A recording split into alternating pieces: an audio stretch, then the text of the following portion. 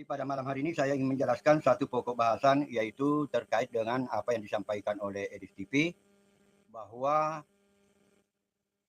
Yesus itu adalah hamba di surga dan itu saya benarkan ya dan itu saya benarkan dan saya ingin menyampaikan dalil-dalilnya ya dalil-dalilnya yang tertulis di dalam Alkitab. Jadi saudara-saudara sekalian,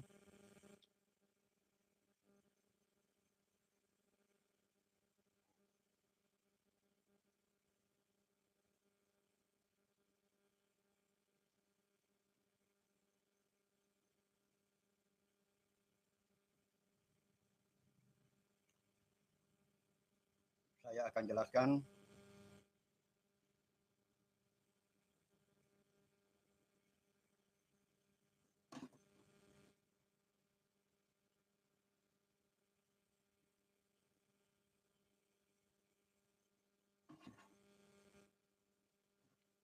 Jadi 1 Yohanes 5 ayat 26 ada juga, tapi sebelumnya yang paling jelas dalilnya itu ada di 1 Korintus 15:24. Itu dalilnya apa yang dipahami oleh apa yang disampaikan oleh Edis, saya benarkan. Ya, saya benarkan. Salam saudara-saudaraku semua dan Pak Ibnu Kalam. Ya, apakah suaranya sudah bagus? Ya. Jadi sekali lagi apa akhir-akhir ini apa yang disampaikan oleh Edis TV itu benar. Ya, benar. Karena mengikuti apa yang tertulis di dalam Alkitab Perjanjian Baru terkait dengan Yesus itu mempunyai Tuhan ya. Jadi ini kalau bisa, kalau mau lebih tahu jangan menggunakan istilah Tuhan kalau menjelaskan Alkitab ataupun Perjanjian Baru. Ya. Lebih baik gunakan istilah kurios atau teos supaya Anda tidak kehilangan arah di dalam memahami Yesus. Ya.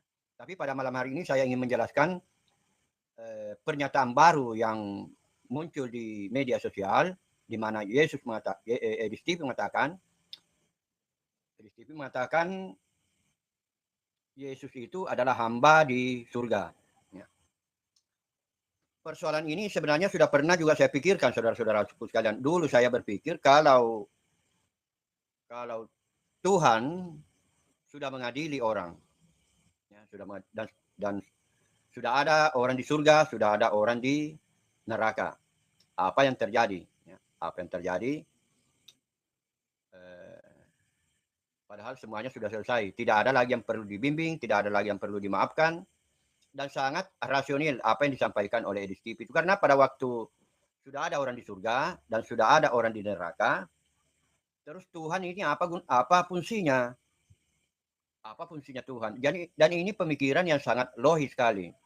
Sangat logis kalau dikatakan Yesus itu Yesus itu hamba, menjadi hamba. Jadi dalilnya yang paling jelas itu ada satu di Korintus 15 ayat ke-24 sampai ke-28. Dan ada lagi ayat-ayat lain yang mendukung apa yang tertulis di 1 Korintus 15 ayat ke-24 sampai ayat ke-28. Dan itu sangat logis. Sangat logis, saudara. Karena sekarang setelah surga terisi dan neraka terisi, apa yang dikerja Tuhan? Jadi pada waktu itu saudaraku sekalian, segala kuasa telah dikembalikan kepada Bapa. Termasuk misalnya kesetaraan. Itu dikembalikan kepada Bapa. Termasuk ketidaksetaraan. Segala kuasa yang diberikan oleh Bapa kepada Yesus dikembalikan lagi kepada Bapa. Karena secara logis apa fungsinya Tuhan di surga? Dan ini ada dalilnya. Memang ada dalilnya. Termasuk di perjanjian lama.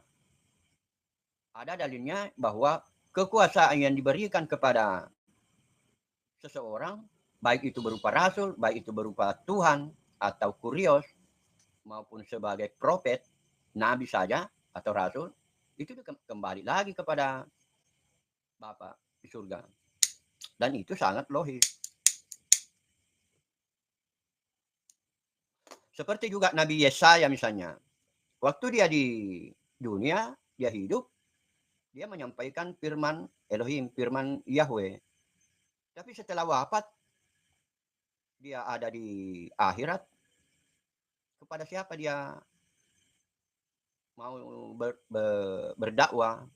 Tentu itu sudah tidak berfungsi lagi. Paling-paling orang membaca hanya tulisan-tulisannya.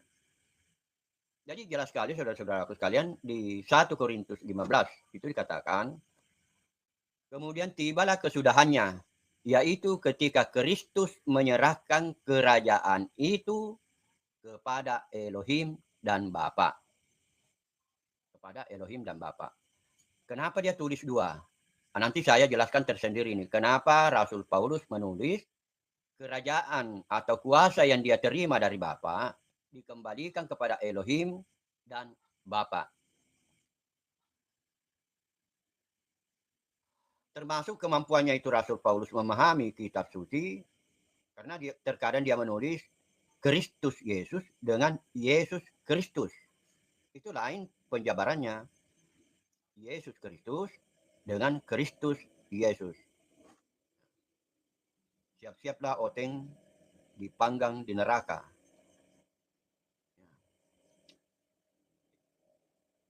Kemudian penjelasan yang kedua, karena ia harus memerintah sebagai raja sampai seluruh musuhnya diletakkan di bawah telapak kakinya.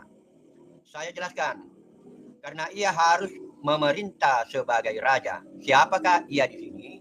Ia di sini adalah Bapa.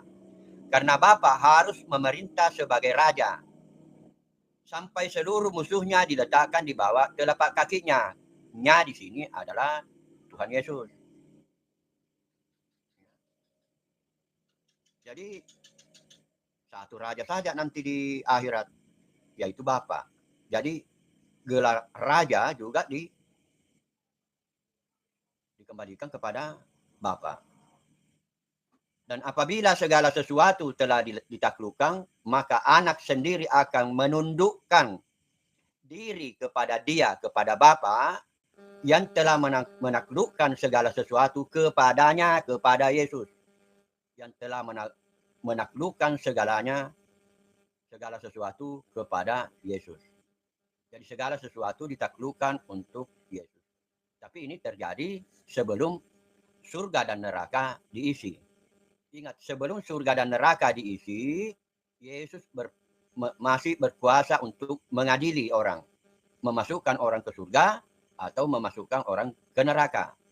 Siapa yang dipilih. Makanya ada ayat itu, enyahlah engkau dari hadapanku, karena aku tidak mengenalmu. Itu maksudnya di situ bukan persoalan teologi, tetapi persoalan Kristen kambing dengan Kristen domba. Kristen kambing orang yang tidak mengasihi Elohim dan tidak mengasihi sesama manusia. Mana contohnya ada pendeta tidak mengasihi Elohim, yaitu atau tidak mengasihi Yesus, adalah pendeta yang mengatakan Tuhan Yesus tidur ngorok. Jadi kalau pendeta yang mengatakan Tuhan Yesus tidur ngorok, itu langsung dilempar ke neraka kalau tidak bertobat. Karena itu artinya tidak mengasihi Tuhan Yesus. Jadi ada pendeta itu ngomong Yesus, padahal Yesus itu harus dikasihi. Kalau kamu mengasihi Yesus, kamu mengasihi Bapa. Sebab Yesus dan Bapa adalah satu. Dalam hal soal kita mengasihi dia. Dalam hal kita sujud kepada Yesus, itu sama hanya kita sudah sujud kepada Bapa. Sebagaimana Musa sujud kepada api yang membakar, itu artinya dia sudah sujud kepada Yahweh. Bukan. Jadi orang Kristen bukan menyembah manusia. Orang Kristen itu menyembah Yahweh. On the 12th day of Christmas. Ya, jadi ingat saudara-saudaraku sekalian, jadi Steve itu benar, ya. Terkait dengan Trinity, saya ingin ulang sekali lagi Trinity. Trinity yang benar itu Trinity awal, Trinity Tertullianus. Nah, itu ontologinya, terutama penekanan pada ontologi, artinya keberadaan. Bahwa Bapa itu benar-benar ada. Itu namanya keberadaan. Benar-benar ada, bukan hayalan, bukan penjelasan. Kemudian Yesus benar-benar ada, kemudian Roh Kudus benar-benar ada. Itu yang ingin dijelaskan oleh Tertullianus. Tertullianus tidak pernah mengajarkan Yesus setara dengan Bapa, tidak pernah. Karena Karena para rasul juga meyakini seperti itu. Sekalipun para rasul 12 itu mendengarkan Tuhan Yesus ngomong, Tuhan Yesus ngomong, misalnya, aku sudah ada sebelum Abraham ada. Tapi ingat, bisa juga itu ayat seperti itu ditafsir bahwa itu perkataannya Bapa yang disampaikan oleh Tuhan Yesus. Tapi kalau dilihat dari ayatnya masih tidak terlalu ekstrim karena seharusnya aku sudah ada sebelum Adam ada baru ekstrim. Itu cuma Abraham. Jadi persoalannya Yesus mengatakan, aku sudah ada sebelum Abraham ada. Adam lebih dulu ada daripada Abraham. Bahkan siapa? Noah lebih dulu ada dari Abraham. Kenapa orang Yahudi itu membanggakan? Kenapa Tuhan Yesus ngomong seperti itu? Karena orang-orang Yahudi itu atau bangsa Israel itu yang tidak percaya kepada Yesus menganggap yang dianggap Bapak adalah Abraham. Bapak asal usulnya dia dari Abraham.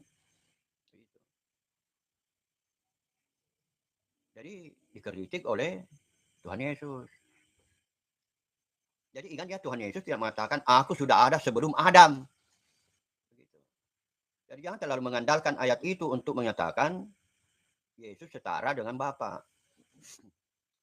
Jadi kata setara itu nanti muncul di abad 450 tahun sesudah Masehi. Abad kelima baru muncul itu setara-setara. Ya, saya ulang sekali lagi terkait dengan di surga, saudara-saudaraku sekalian, sangat logis kalau Yesus itu hamba Bapa di surga. Karena segala kuasa dikembalikan lagi kepada Bapa.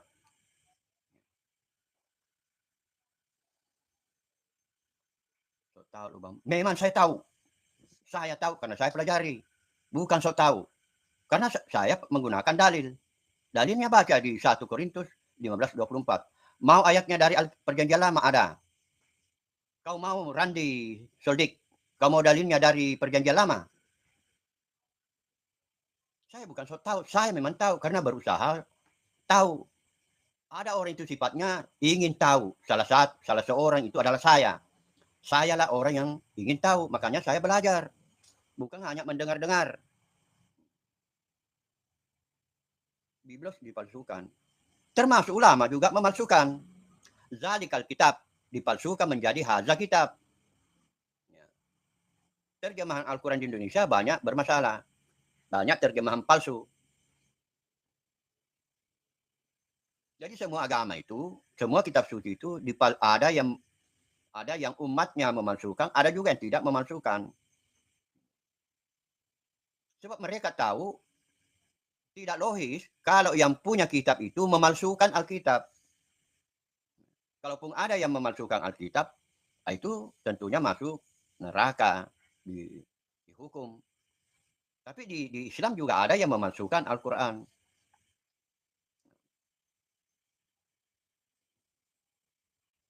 Jadi mau saya bacakan dalilnya. Kalau mau saya bacakan dalilnya di Perjanjian Lama, bahwa kekuasaan itu dikembalikan kepada yang maha kuasa, dalam hal ini Bapa di surga. Fitnah. Fitnah siapa yang fitnah, yang mana fitnah? Nah, mau lebih jelas? Sekalian saya kasih contoh bahwa ada yang memalsukan Al-Quran. Imam Al-Ghazali mengatakan Ibnu Sina itu sesat. Sebab Ibnu Sina mengatakan yang dibangkitkan adalah roh. Sedangkan Imam Al-Ghazali mengatakan yang dibangkitkan adalah jasad dengan roh. Padahal Ibnu Sina dan Imam Al-Ghazali sama-sama membaca Al-Quran. Siapa yang memalsukan Al-Quran? Imam Al-Ghazali atau Ibnu Sina? Tidak mampu kau jawab.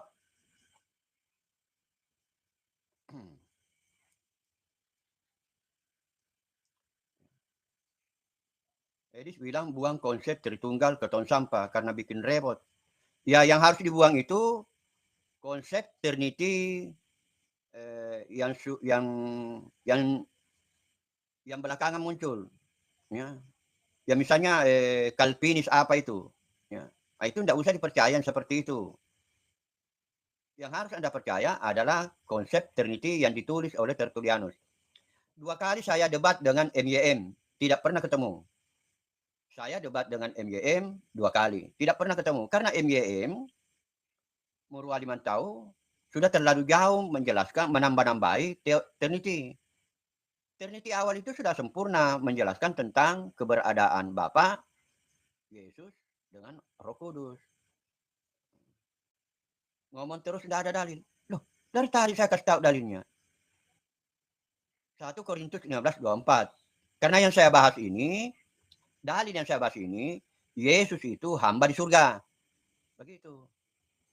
Bukan saya mau menjelaskan Al-Quran. Kalau kau mau Al-Quran, telepon saya. Kalau kau mau debat Al-Quran, 08 12 44 14 7157. Kau Pak Harudin, kita debat di WA saya. Kalau kau mau dalil, 100% dalil. Kapan dibaptis Pak Kalam? Ya, saya sudah dibaptis roh, baptisan roh. Ya, baptisan roh. Sepakatlah Yesus cuma hamba kan, bukan Tuhan. Dia ditugaskan untuk menyelamatkan. Nah, ini perbedaannya dengan nabimu, Nabi Muhammadmu. Dengarkan perbedaannya dengan Nabi Muhammadmu dengan Yesus. Yesus itu di dalam Bible itu adalah kurios. Ya. Sedangkan Nabi Muhammad itu adalah profet. Jadi tidak sama. Jangan penjelasannya Al-Quran kau mau bawa ke Alkitab. Jadi Yesus itu sebagai penyelamat, mewakili Bapa. Nah, itulah sebabnya dia diberi gelar kalimatullah. Dia firman Allah. Karena dia firman Allah, dia adalah Allah. Tapi kekuasaan itu, gelar-gelar itu semuanya akan dikembalikan lagi kepada Bapa. Tapi Nabi Muhammad tidak pernah begitu. Tidak pernah diberi tugas sebagai kurios atau tidak pernah diberi tugas sebagai Rab. Nabi Muhammad itu adalah profet saja, profet. Beda dengan kurios. Kalau kurios itu Rab. Nah, ini menjadi masalah di Indonesia. Karena kalau Rab di Indonesia diterjemahkan menjadi Tuhan, maka Yesus Tuhan. Tapi kalau terjemahan luar negeri, Al-Quran terjemahan luar negeri, Rab itu Lord. Jadi Yesus itu Lord.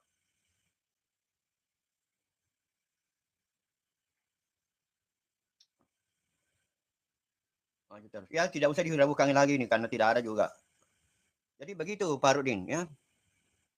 Kau tidak tahu. Lagi pula kau menggunakan istilah Tuhan, bukan Tuhan. Itu tidak ada Tuhan di dalam perjanjian baru.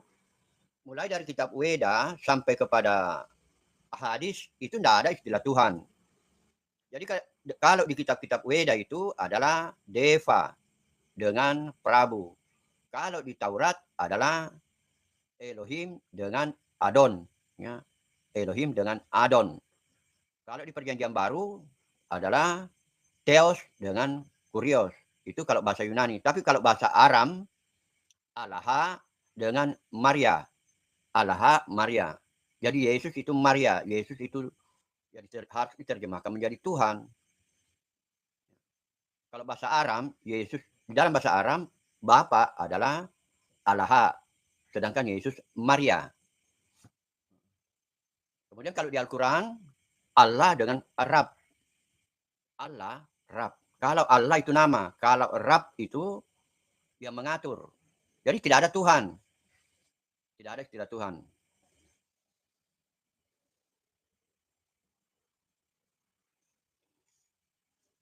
Jadi barangkali bagus saya bacakan juga dari dalilnya di dalam perjanjian lama ya bahwa kekuasaan itu dikembalikan kepada Yang Maha Kuasa. Konteks jadi ini apa yang saya jelaskan pada malam hari ini adalah eskatologi, belum terjadi. Belum terjadi. Tetapi Paulus, Rasul Paulus sudah menjelaskan. Tetapi ada juga di Injil yang lain. Di Injil misalnya kalau mau di Injil ada juga. Karena kalau Paulus itu surat-surat Paulus, bukan Injil. Demikian pula kitab Wahyu itu bukan Injil. Kitab Wahyu itu kitab penampakan, Apokalips. Jadi kalau di perjanjian lama, perjanjian baru, 1 Korintus itu banyak sekali. 1 Petrus juga, di kitab Ibrani juga ada. Di kitab Ibrani ada penjelasannya. Kemudian Yohanes 5 ayat ke-26.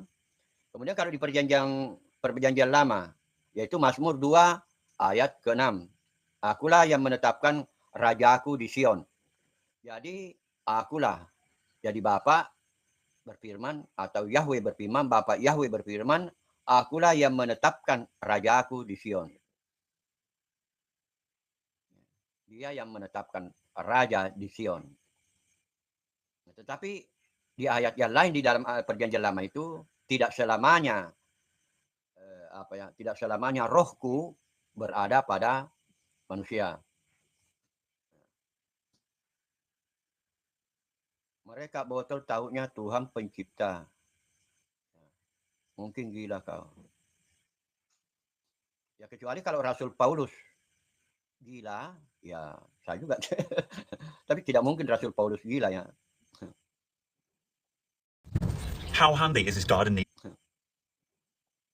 Jadi Bapa berfirman, atau Yahweh berfirman, Bapa Yahweh berfirman, akulah yang menetapkan rajaku di Sion. Dia yang menetapkan raja di Sion. Tetapi di ayat yang lain di dalam perjanjian lama itu tidak selamanya tidak selamanya rohku berada pada manusia. Mereka botol taunya Tuhan pencipta. Mungkin gila kau. Ya kecuali kalau Rasul Paulus gila, ya saya juga. Tapi tidak mungkin Rasul Paulus gila ya. Jadi ilmunya Rasul Paulus itu luar biasa, saudara.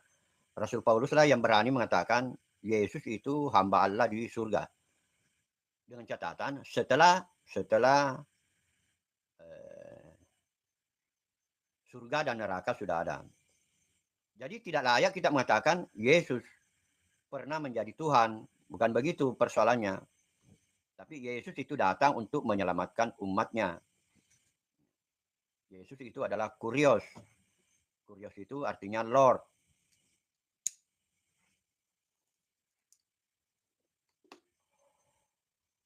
Tapi kenapa diterjemahkan menjadi Tuhan? Ya, kalau diterjemahkan menjadi Tuhan, Kurios itu, yang untung adalah Al-Quran. Kan lebih dulu ada Injil. Lebih dulu ada Injil dengan Taurat menerjemahkan Adon dengan Kurios sebagai Tuhan. Maka Al-Quran mendapatkan keuntungan. Karena di dalam Al-Quran, wa kallamallahu Musa taklima. Ya, Allah berbicara langsung kepada Musa. Sedangkan yang berbicara langsung kepada Musa itu yang asli, bukan yang KW, yang asli adalah Adon. Musa memanggilnya, menyebutnya Adon, Adonai, Adoni, Adon, Adoni, Adonai. Memanggilnya sebagai Tuan. Menyebutnya Tuan. Jadi di Al-Quran juga harus Tuan. Karena yang orisinil yang bukan KW adalah Adonai. Elohim berbicara kepada Musa. Adonai itu sama dengan Kurios. Adon sama dengan Kurios.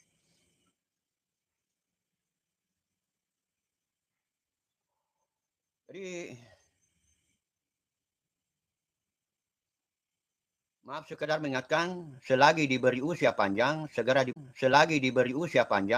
dibaptis, belum terlambat. Sudah dibaptis, baptisan roh.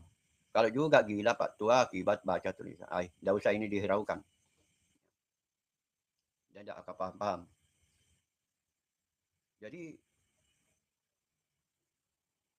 orang yang tidak percaya kepada Yesus itu memang harus ada supaya isinya neraka juga ada.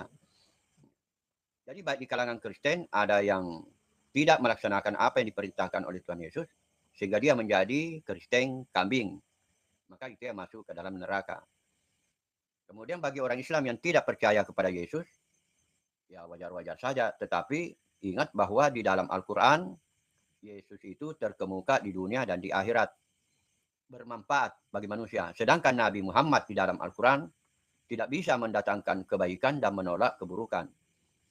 Yang bisa menolak kebaikan dan keburukan Isa Al-Masih di dalam Al-Quran, yaitu menolak atau menyembuhkan orang berpenyakit kusta. Itu bermanfaat, bisa mendatangkan manfaat. Tapi kalau Nabi Muhammad dalam Al-Quran diakui, tertulis dalam Al-Quran tidak mampu mendatangkan kebaikan dan menolak keburukan. Tapi ini sulit diterima oleh umat Islam yang tidak rajin membaca Al-Quran, hanya mendengar-dengar dari toa, itu pun dia tidak tahu apa artinya yang disampaikan di toa itu.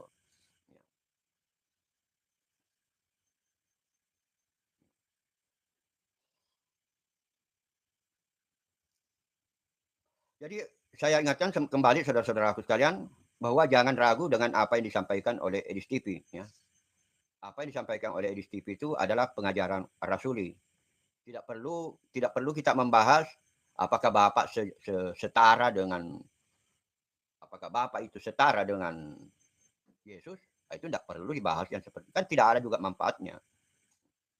Apalagi ada ayatnya bukan orang yang berseru-seru Tuhan, Tuhan yang akan masuk ke dalam surga, tetapi orang yang melaksanakan kehendak Bapa. Artinya Tuhan Yesus tidak terlalu membutuhkan gelar Tuhan.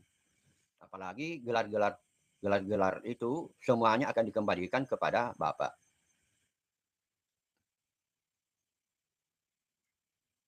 Jadi ingat saudara-saudaraku sekalian bahwa kesetaraan Bapa dengan Yesus itu nanti 450 tahun kemudian baru muncul istilah itu. Itu pun digunakan istilah ousia. Digunakan istilah ousia.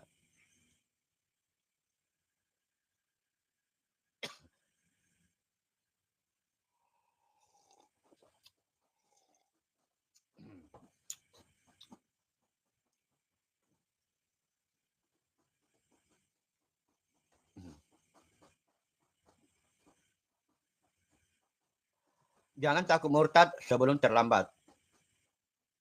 Ya sebenarnya murtad itu kitab-kitab suci semua melarang orang murtad. Jadi semua kitab suci melarang orang murtad.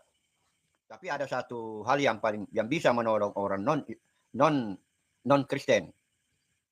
Non Kristen supaya bisa diselamatkan oleh Tuhan Yesus juga, yaitu pernah murid bertanya kepada Tuhan Yesus, "Wahai guru, di sana ada orang berdoa seperti kita berdoa, tetapi mereka bukan golongan kita."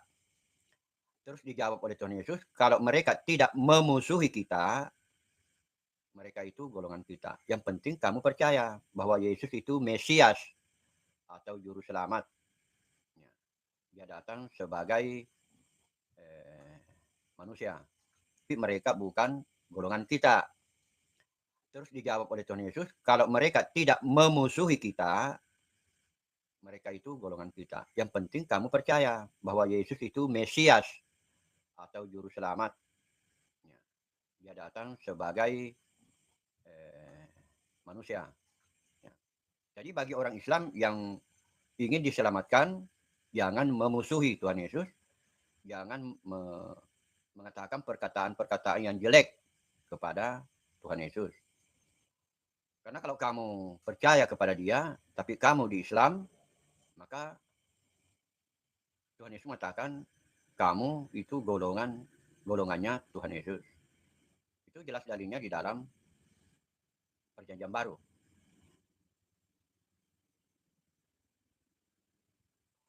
Oh, mau dibacakan dalilnya? Merepotkan. Merepotkan kalau saya baca dalilnya. Kecuali yang saya baca dalilnya adalah apa yang saya bahas pada malam hari ini. Kalau yang saya bahas pada malam hari ini, saya baca dalilnya. Oh, kalau yang saya bahas malam ini, kau mau dengar dalilnya? Dalilnya 1 Korintus. Mungkin dia belum mendengarkan dalilnya. Yesus adalah hamba di surga. 1 Korintus 15 ayat ke-24 sampai ke-28. Ya. Kemudian tibalah kesudahannya, yaitu ketika Kristus menyerahkan kerajaan itu kepada Elohim dan Bapa. Kemudian yang kedua, karena ia di sini adalah Bapa, harus memerintah sebagai raja. Jadi yang raja nanti hanya Bapa.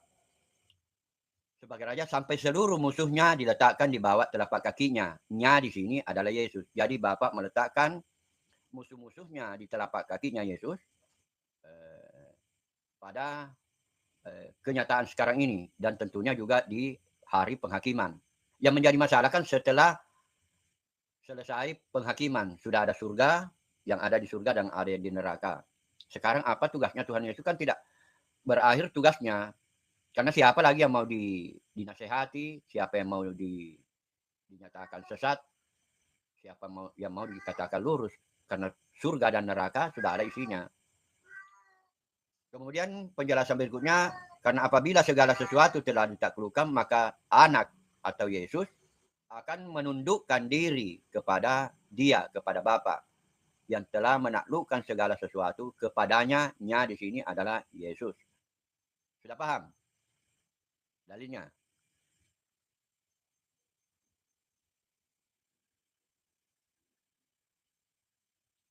Linda, kenapa Linda? Apakah ada pernyataannya yang lain, Linda? Saya maklumi pendapat Anda, Pak, karena saya tahu Bapak orang Muslim. Ya, saya orang Islam. Apakah penjelasan saya salah? Linda 82. Apakah penjelasan saya salah? Linda, apakah penjelasan saya salah?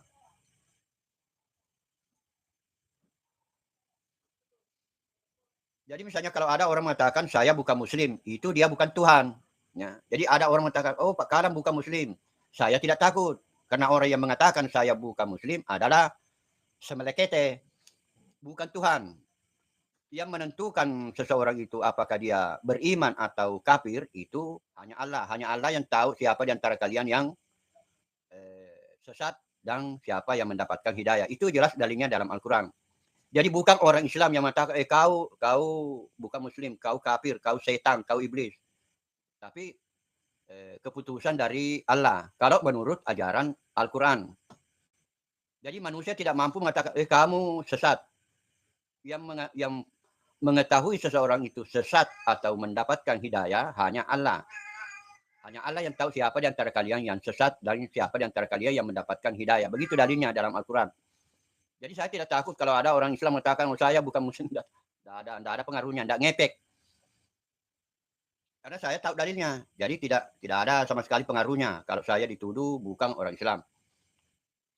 Ada Pak, Kristen tanpa konsep Tritunggal itu tidak akan mengerti sisi Yesus.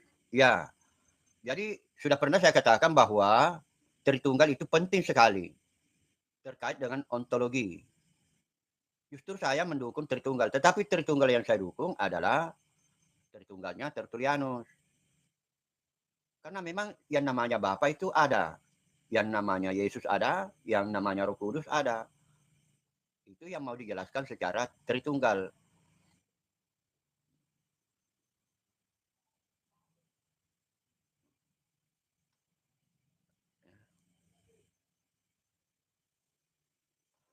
Demikian pula kalau ada yang menuduh saya kafir, tidak ada pengaruhnya, tidak ngepek.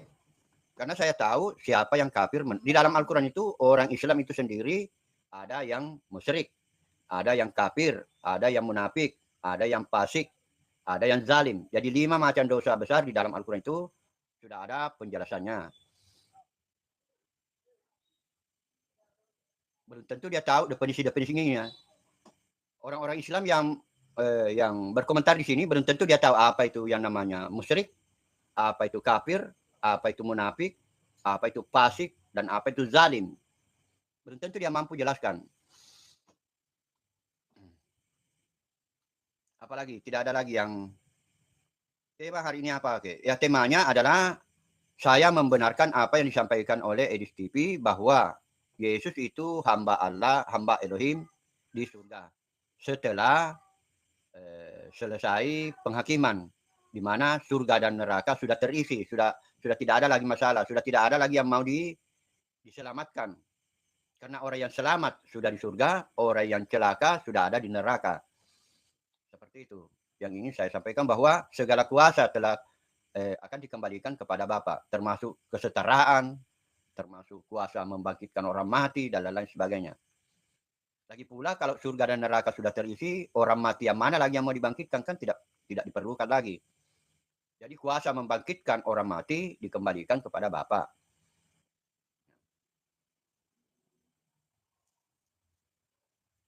Ya elah Mbah tinggal jawab aja. Susahnya Mbak seorang Muslim kah? Seorang saya baru nonton. Oh baru saya Muslim, saya orang Islam.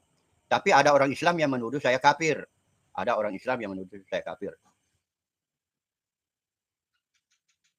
Saya orang Islam. Kenapa saya bisa menjelaskan teologi? Karena itu saya sudah pelajari sewaktu masih SD. Saya suka mendengarkan ceramah-ceramah agama.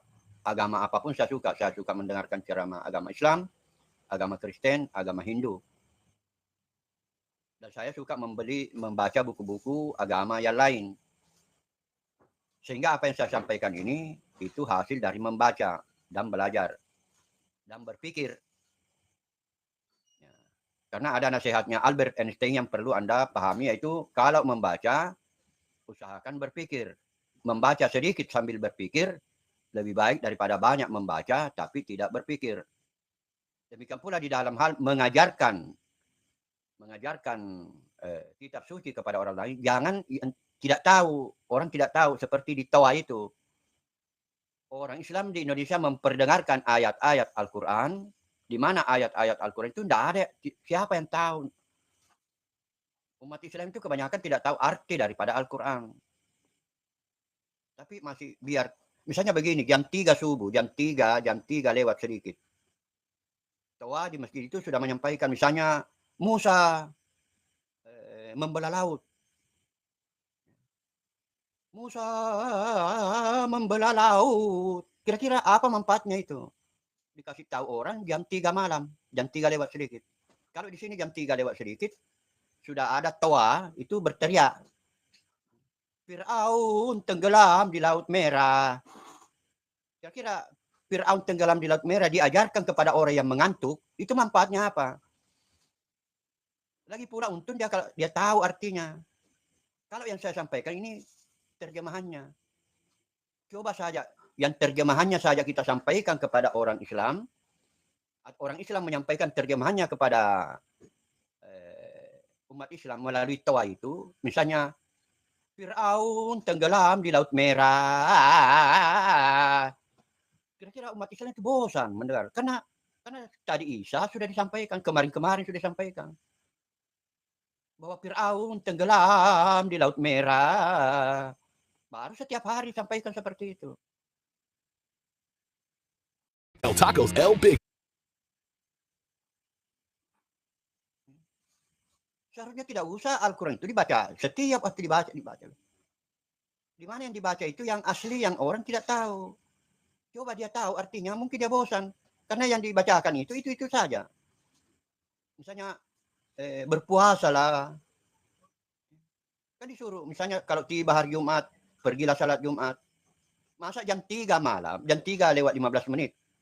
Orang masih nyenyak tidur. Kemudian disampaikan, kalau tiba saat waktunya hari Jumat, pergilah salat Jumat. Besok disampaikan lagi begitu. Itu kalau menurut saya membosankan. Dan tidak ada pahalanya. Bagaimana mau ada pahala? Dia tidak tahu artinya. Jadi lebih baik Al-Quran itu bagi orang yang ingin tahu apa artinya, dia yang datang kepada ulama. Bukan Al-Quran itu disampaikan seenaknya saja. Atau dengan kata lain, jangan sampai sumur mencari timba. Harus timba yang mencari sumur. Jadi timba yang mencari sumur. Jangan terbalik. Jangan Al-Quran itu diajarkan kepada orang yang sedang tidur, orang yang sedang tidak butuh, dan tidak tahu artinya. Dia tidak tahu artinya itu. Dan kalaupun dia tahu artinya, mungkin dia bosan karena seperti tadi saya sampaikan, Musa membelah laut. Baru orang masih mengantuk. Baru dikasih tahu Musa membelah laut. Setiap hari Musa membelah laut. Itu pun kalau dia tahu artinya, bahasa aslinya Musa membelah laut.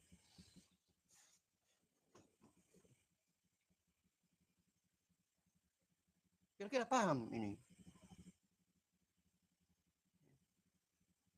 Jadi saya harap para tokoh-tokoh agama Islam, menteri, bahkan menteri agama supaya memperhatikan persoalan ini.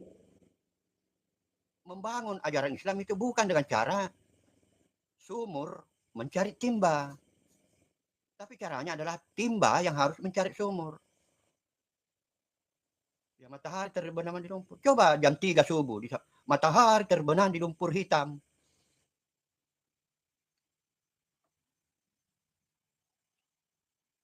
Capek deh. Ya, kembali ke pokok bahasan saudara-saudaraku sekalian, karena sudah mau 49 menit. Jadi saya ulang sekali lagi, tema kita pada malam hari ini adalah saya membenarkan apa yang disampaikan oleh Edis TV bahwa Yesus itu adalah hamba Allah, hamba Elohim di surga. Setelah isi neraka sudah ada dan isi surga sudah ada. Atau dengan kata lain, pengadilan sudah selesai. Jadi kalau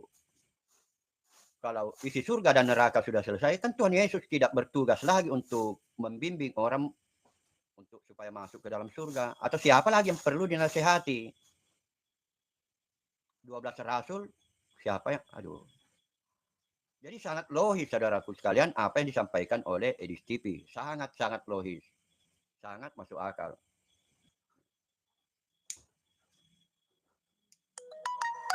Dan dalilnya ada di dalam Alkitab.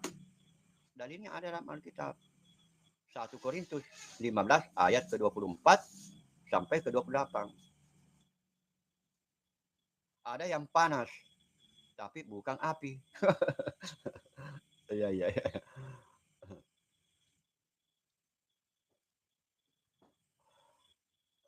Kata Buya Syakur jangan takut murtad. Ya, itu Buya Syakur. Karena kan Buya Syakur juga sudah jengkel.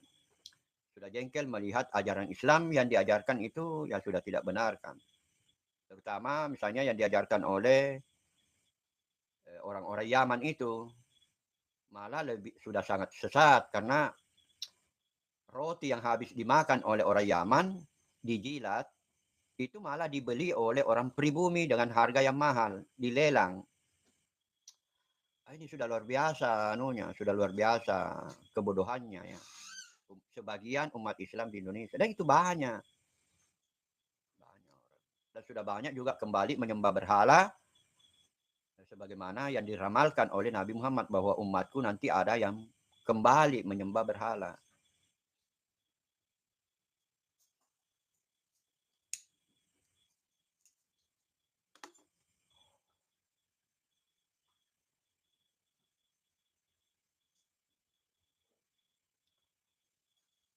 Bukan ajarannya. Karena kemegahan dunia Bapak ya iblis. Aduh, tidak tahu apa maksudnya ini. Ya.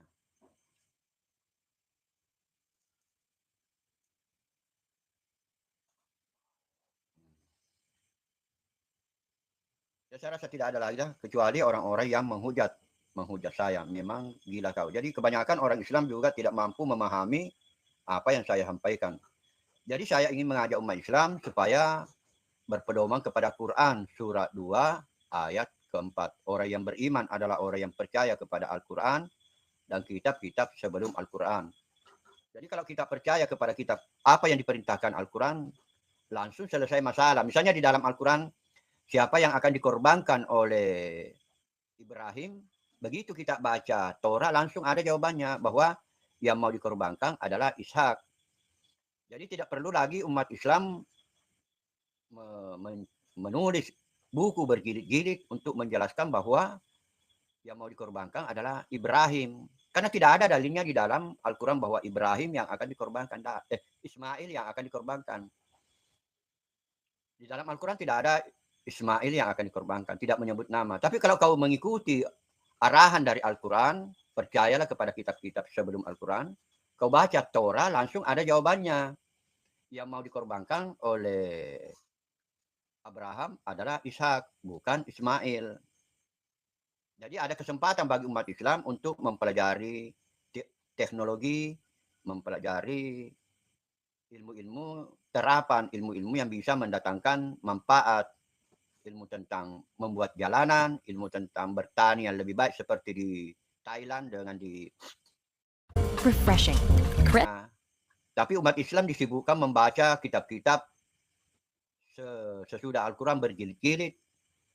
Apalagi sudah ada juga yang membuat kitab anjing itu najis. Padahal Nabi Muhammad tidak pernah mengajarkan anjing itu najis.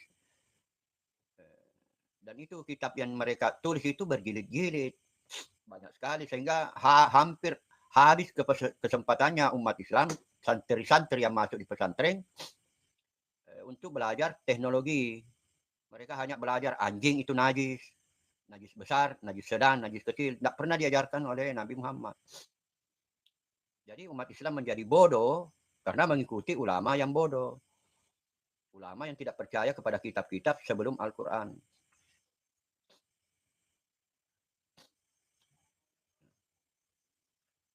Ya saya rasa saya akhiri saja, saudara-saudaraku sekalian. Apa yang saya sampaikan pada malam hari ini mudah-mudahan bermanfaat untuk orang Islam dan terutama kepada orang Islam. Saya mengajak supaya membaca kitab-kitab sebelum Al-Quran karena definisi iman di dalam Al-Quran adalah orang yang percaya kepada Al-Quran dan kitab-kitab sebelum Al-Quran.